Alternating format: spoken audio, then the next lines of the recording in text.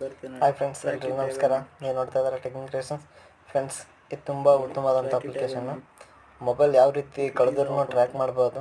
ಹಾಗೆ ಯಾರಾದರೂ ನಿಮ್ಮ ಮೊಬೈಲ್ ಕಳೆದ ತಕ್ಷಣ ಪ್ಯಾಟರ್ನ್ ಅದು ಲಾಕು ಟ್ರೈ ಮಾಡ್ತಾ ಇರ್ತಾರೆ, ಅವ್ರ ಫೋಟೋ ತೆಗೆದುಬಿಟ್ಟು ಕೂಡ ನಿಮಗೆ ಇಮೇಲ್ಗೆ ಸೆಂಡ್ ಮಾಡುತ್ತೆ.